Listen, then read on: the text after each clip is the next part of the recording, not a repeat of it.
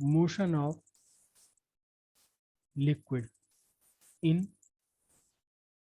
YouTube, Google वाला YouTube नहीं, tube वाला यूट्यूब। क्या है यूट्यूब? एक आपके पास ट्यूब है in the shape of you, ये ट्यूब है in the shape of you.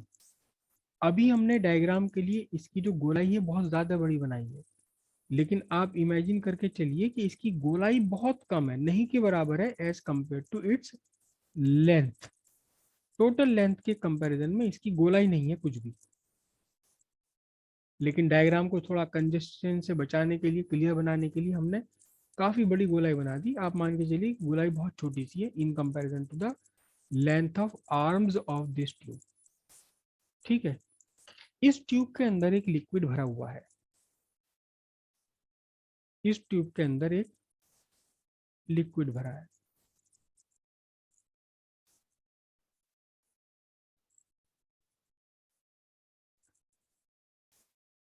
ये लिक्विड की अपनी नॉर्मल पोजीशन है।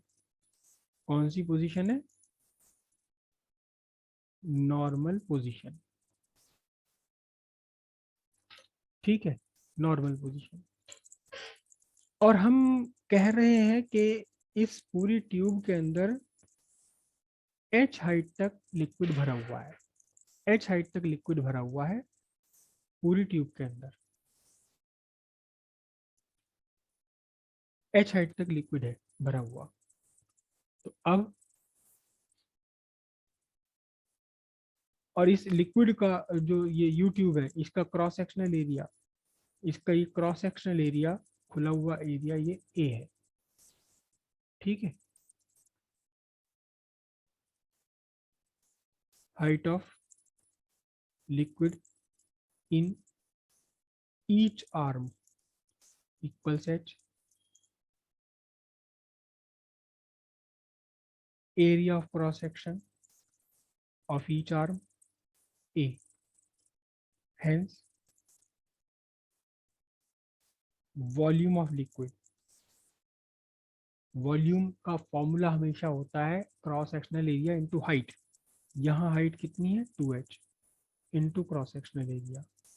Mass of liquid, mass of liquid क्या है? Volume into density. कितना? 2h ए इंटू रो, रो ले लेता हूँ मैं, सिग्मा भी ले सकते हैं, रो भी ले सकते हैं, रो ले लेता हूँ। This is the mass of liquid.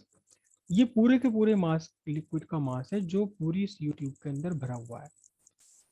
जो पूरा भरा हुआ है इस लिक्विड के अंदर, वो ट्यूब में अंदर, उस पूरे के पूरे लिक्विड का मास है। Mass of the whole liquid, ये क्या है? Mass of whole liquid.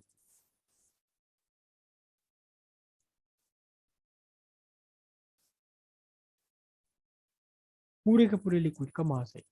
ठीक है, अब आपने क्या काम किया? आपने लिक्विड की एक आर्म में से लिक्विड को नीचे धकेल दिया, तो दूसरी आर्म में लिक्विड कहाँ जाएगा? ऊपर चला जाएगा। कितना धकेल दिया आपने इसे? सपोज यहां से y डिस्टेंस नीचे धकेल दिया आपने, तो अपने लेवल से y डिस्टेंस ही ये ऊपर चला जाएगा। कितना चला जाएगा? y डिस्टेंस ऊपर चला गया, करेक्ट। लेकिन अब जरा ध्यान से देखिएगा आप, अब जरा आप ध्यान से देखिएगा कि इन दोनों लेवल में, इन दोनों लेवल में कितना डिफरेंस आ गया?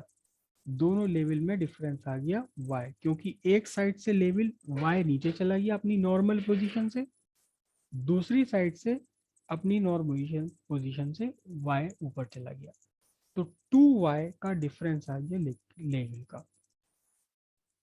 अब आपके जो राइट आर्म है, इस राइट आर्म में लिक्विड 2 का लेवल 2y ऊपर है। किससे? किसके कंपैरिजन में? लेफ्ट वाली आर्म के कंपैरिजन में। अभी तो आपने जबरदस्ती से पिस्टन से या किसी तरीके से ये कंडीशन में रोका हुआ है। जैसे ही आप अपनी ये फोर्स हटा लेंगे, क्या होगा? ये लिक्विड कुल मिलाकर आप समझिए कि ये जो लिक्विड है इस पूरे आर्म में, राइट आर्म में, ये नीचे की तरफ आने की कोशिश करेगा ग्रेविटेशन फोर्स से। ये लिक्विड भी तो नीचे आने की कोशिश कर रहा है ग्रेविटेशन फोर्स से, इस पर भी तो ग्रेविटेशन फोर्स लग रही है। लेकिन क्योंकि यहाँ लिक्विड का मास कम हो जाएगा तो ये ग्रेविटेशन फोर्स कम है, और राइट साइड वाली आर्म की ग्रेविटेशन फोर्स ज्यादा है। कितनी एक्स्ट्रा है, कितनी एक्स्ट्रा ग्रेविटेशन फोर्स लग रही है राइट वाली आर्म पर? जितना कि वेट है इस लिक्विड का। कौन से लिक्विड का?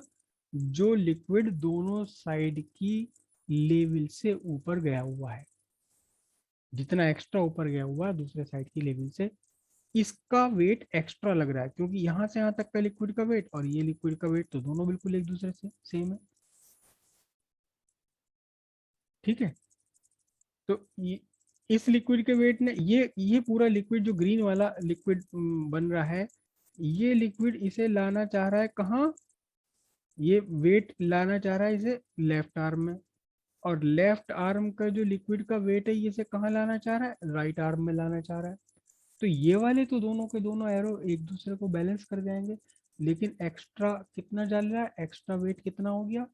जो कॉलम आपका जिसकी लेंथ है 2y। तो फिर अब ये वाला जो लिक्विड है जो रेड से बना हुआ है, जिसकी लेंथ है कॉलम की 2y, इस पूरे लिक्विड का जो वेट है, इस पूरे लिक्विड का वेट है, ये पूरे इस लिक्विड का वेट, इस रेड वाले पार्ट लिक्विड का वेट इस पूरे की पूरी लिक्विड को यू ट्यूब में मूव करा देगा, इस पूरे लिक्विड को यू ट्यूब में मूव करा देगा। ये बात समझ आई है या नहीं? जो ग्रीन वाला पार्ट है लिक्विड का, समझ लो आप कहाँ से कहाँ तक का, इस जो मैंने लाइन ड्रॉ कर रखी इससे नीचे का, ये लिक्विड का वेट, मास नहीं, वर्ड ध्यान रखना, वेट, वेट फोर्स, ये लिक्विड का वेट पूरे लिक्विड को कैसे घुमाने की कोशिश में है? क्लॉकवाइज। और लेफ्ट साइड की जो आर्म है, इस लेफ्ट साइड की आर्म में लिक्विड का वेट कैसे घुमाने की कोशिश में है? Anti clockwise.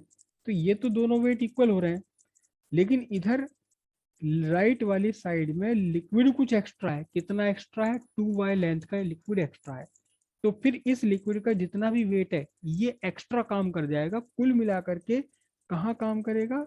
राइट आर्म से लेकर लेफ्ट आर्म की तरफ को काम करेगा ये। ठीक है, और यही आपका फोर्स बन जाएगा जो इस मोशन में ला देगा पूरे के पूरे लिक्विड को। ध्यान रखना इस बार थोड़ी कंडीशन बदल गई है। फोर्स प्रोवाइड करने वाला कौन लिक्विड है? केवल वो जिसकी लेंथ है 2y। लेकिन इस फोर्स से अफेक्ट होने वाला, इस फोर्स से चलने वाला कौन सा लिक्विड है? पूरा का पूरा लिक्विड, पूरा का पूरा लिक्विड इस वाली फोर्स से चल पड़ेगा। करेक्ट। तो अब आपके पास फोर्स कितनी बनी जो रिस्टोरिंग फोर्स की तरह काम करेगी? वेट ऑफ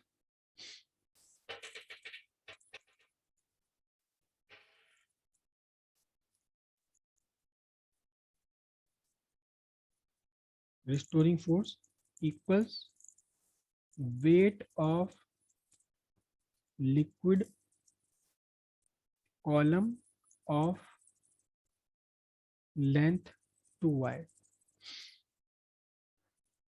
2y लेंथ का लिक्विड कॉलम है, इसका वेट ही रिस्टोरिंग फोर्स की तरह से काम कर जाएगा। माइनस, माइनस क्यों लगा रहा हूँ देखना ध्यान से। माइनस में इसलिए लगा रहा हूँ क्योंकि ये लिक्विड डिस्प्लेस तो हुआ है ऊपर की तरफ, वर्टिकली अपवर्ड डिस्प्लेस हुआ है, लेकिन इस लिक्विड का जो वेट, जो फोर्स, जो रिस्टोरिंग फोर्स की तरह काम कर रहा है, ये जो वेट है ये कैसा है? वर्टिकली डाउनवर्ड है। लिक्विड का डिस्प्लेसमेंट वर्टिकली अपवर्ड हुआ है, लेकिन लिक्विड पर जो फोर्स है ये वर्टिकली डाउनवर्ड है। तो इसलिए ये वेट ही रिस्टोरिंग फोर्स बन जाएगा। निगेटिव हमने यूज कर लिया। तो वेट इज इक्वल टू क्या होता है? Mass of liquid. लेकिन कौन सी लिक्विड का मास? Mass of liquid of column of length 2y into g. ठीक है, तो ये कितना मास है इस लिक्विड कॉलम का जो 2y वाला है? इसका मास होगा आपका, इसका मास कितना होगा? इसका मास निकालने के लिए हम क्या करेंगे, वो सॉरी वेट फाइंड करने के लिए पहले इसका वॉल्यूम चाहिए। वॉल्यूम कितना होगा, length into cross sectional area 2y into a. Mass कितना होगा, length into cross sectional area, length कितनी 2y, 2y इंटू ए, ये तो मास हो गया, वो सॉरी वॉल्यूम। डेंसिटी से मल्टीप्लाई करेंगे रो से और जी से और मल्टीप्लाई कर देंगे, तो ये क्या कुल मिलाकर के क्या बना आपका, ये बना आपके लिए F इक्वल्स माइनस मास निकालने के लिए लिक्विड कॉलम लेंथ को मल्टीप्लाई करा क्रॉस सेक्शनल से, ये मास आ गया, मास वो सॉरी वॉल्यूम आ गया, ये वॉल्यूम को मास बनाने के लिए डेंसिटी से मल्टीप्लाई करा, अब ये पूरा मास हो गया, मास को वेट बनाने के लिए जी से मल्टीप्लाई कर दिया, ये आपका फोर्स हो गया, रिस्टोरिंग फोर्स। अब acceleration, acceleration of whole liquid, बहुत ध्यान से समझना इस स्टेप को, इस स्टेप को बहुत ध्यान से समझना। ये क्या होगा, restoring force divided by mass of whole liquid, पूरी की पूरी लिक्विड का मास लिया जाएगा यहाँ। रिस्टोरिंग फोर्स तो प्रोवाइड कर रहा है कौन, केवल 2y लेंथ का लिक्विड, लेकिन इस रिस्टोरिंग फोर्स से चल रहा है कौन, इस रिस्टोरिंग फोर्स से चल रहा है पूरा का पूरा। तो जब हम एक्सीलरेशन निकालेंगे तो हमें एक्सीलरेशन में फोर्स लेनी है और मास लेना है। मास वो लेना है जो मोशन में, पूरा का पूरा मोशन में कौन सा मास आ रहा है, पूरा ले। तो अब एक्सीलरेशन कितना होगा, रिस्टोरिंग फोर्स आपकी कितनी है, जो अभी अभी हमने फाइंड की रिस्टोरिंग फोर्स कितनी, माइनस 2y a ρg और divided by mass of whole liquid, पूरे के पूरे लिक्विड का मास हमने लेना। एक कहाँ है पूरे लिक्विड का मास, ये रहा 2ha ρ, कितना है ये 2ha ρ, 2ha ρ। अब यहाँ से आपका क्या बना देखिए ध्यान से, 2 से 2 कैंसिल, ए कैंसिल, रो कैंसिल, जी, तो h बचा, ए खत्म हो गया, ऊपर से क्या बचा y और g, माइनस y g और अपॉन में क्या बचा, 2 कैंसिल हो गया, ए क्या बचा h। इसके बाद देखें, since g and h are constant for given liquid, एक बार आपने इसके अंदर लिक्विड भर लिया तो जितना भरना था भर लिया, h आपकी कांस्टेंट हो गई, चाहे मोशन में हो लिक्विड या ना हो, h थोड़ी ना बदल जाएगी, तो h कांस्टेंट है और g की वैल्यू कांस्टेंट है। जब ये दो चीजें कांस्टेंट है तो एक्सेलरेशन क्या बना आपका, acceleration directly proportional to minus y, directly proportional to the displacement in the direction opposite to displacement, hence motion of whole liquid, motion of whole liquid is simple harmonic motion। पूरे के पूरे liquid का जो motion है वो simple harmonic motion है, पूरे के पूरे लिक्विड का मोशन कैसा मोशन है, सिंपल हार्मोनिक मोशन है। फिर in simple harmonic motion, in simple harmonic motion हम क्या लिखेंगे, acceleration minus omega square Y, ये एक्सेलरेशन है सिंपल हार्मोनिक मोशन का, ये एक्सेलरेशन है हमारे लिक्विड का, दोनों को आपस में इक्वल कर दीजिए, क्या बना minus omega square Y equals minus Y G by H. Okay, और सीधा मैं आंसर लिख रहा हूँ, टाइम पीरियड, टाइम पीरियड आपका सीधा सीधा आंसर लिख देता हूँ, निकल कर आएगा कितना 2 pi square root h by g second.